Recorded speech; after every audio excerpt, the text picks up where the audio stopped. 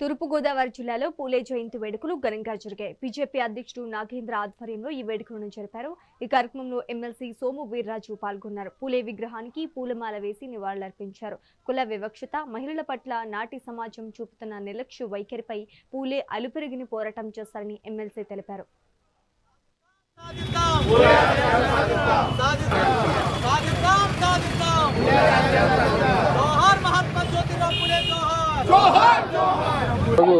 పూలే గారి కోసం మనం మాట్లాడుకుంటే కనుక ఒక చరిత్ర, ఆయన చేసినటువంటి విధానాలు, ఆయన తీసుకున్నటువంటి సంకల్పంలో ఉన్నటువంటి ఎటువంటి కార్యక్రమాలు తీసుకున్నారు కాబట్టే ఈరోజు ఈ భారతదేశంలో బడుగు బలహీన వర్గాలకి ఒక బాధ్యతగా, ఒక రోడ్డు, ఒక ప్లాట్ఫామ్ లాగా ఈరోజు ప్రతి ప్రభుత్వాలు కూడా వాటిని ఆచరణలో తీసుకుని ఎంతో కొంత న్యాయం చేసే పరిస్థితి ఈరోజు ఈ భారతదేశంలో పూలే గారి ఆశయానికి అనుగుణంగా జరుగుతూ ఉంది.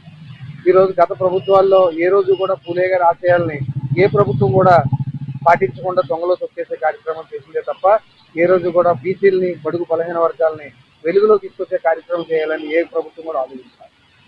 భారతీయ జనతా పార్టీ అటల్ బిహారీ వాజ్పేయి గారి దగ్గర నుంచి భారతీయ జనతా పార్టీ ఎప్పుడు అధికారంలోకి వచ్చినా బడుగు బలహీన వర్గాలకే పెద్దపీట వేసి వాళ్ళ సంక్షేమమే మా యొక్క అభివృద్ధి అని చెప్పే విధంగా భారతీయ జనతా పార్టీ ప్రతి ఒక్క బడుగు బలహీన వర్గాలకి కూడా ఎంతో ఆసరాగా, తోడుగా ఉండి ఈరోజు ఒక చైతన్యాన్ని నింపినటువంటి పార్టీ భారతీయ జనతా పార్టీ.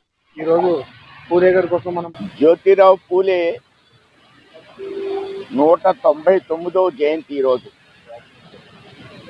వారు 200 సంవత్సరాలు అంటే 2 శతాబ్దాల క్రిందటే భారతదేశంలో ఒక సంఘ సంస్కర్తగా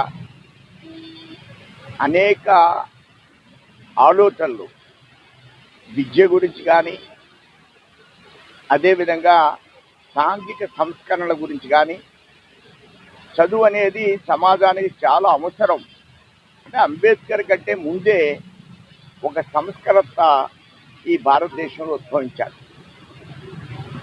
ఆ దృష్ట్యా ఆయన చేసేటువంటి అనేక అంశాలతో ప్రేరేపితమై ఈవేళ మోడీ గారు ఒక ఆర్టికల్ కూడా వారి గురించి రాశారు.